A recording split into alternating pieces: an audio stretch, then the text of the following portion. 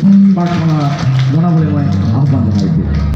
আৰু মই অকণমানকৈ আপোনালোকৰ সন্মুখত পাৰ্থ মহন্তই গীত পৰিৱেশন নকৰে বুলি মই গম পাইছোঁ, খন্তেক সময়ৰ পূৰ্বে জনাইছে, কিন্তু পাৰ্থ মহন্তৰ মুখেই আহকচোন অকণমান কিনো কয় শুনো। সকলোকে ধন্যবাদ ইয়াৰ উপস্থিত ৰাইজলৈ।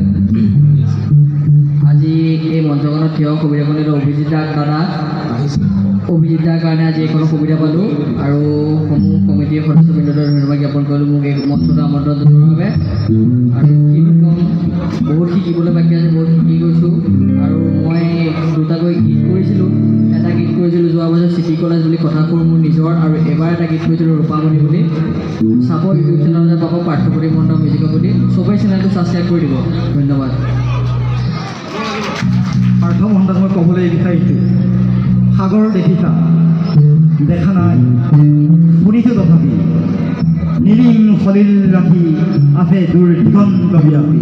এই নীলিম সলিল ৰাশিত দূৰ দিগন্ত ব্যাপী মানুহৰ হৃদয় দফনত নিজৰ প্ৰত্যয়দীপ্ত মুখখনক সদায় এক বিশেষ স্থানত ৰাখিবলৈ তেওঁৰ কৃতকৰ্মৰে দেখুৱাই অহা সেই কৰ্মযোগী ব্যক্তি আমাৰ পাৰ্থ মহন্তক গৰখীয়া প্ৰভুৱে আশীৰ্বাদ কৰক, ৰাইজেও আশীৰ্বাদ কৰক। এই আশাৰে মই এই অনুষ্ঠানটি পাৰ্থ মহন্তৰ চিনাকি পৰ্ব অনুষ্ঠানটি এইখিনি সময়তে কৈ সমাপ্তি ঘোষণা কৰিছোঁ। আহক আমি এইবাৰ আমন্ত্ৰিত শিল্পী বাপুৰি গগৈৰ সংগীতানুষ্ঠানলৈ আগবাঢ়োঁ। ধন্যবাদ।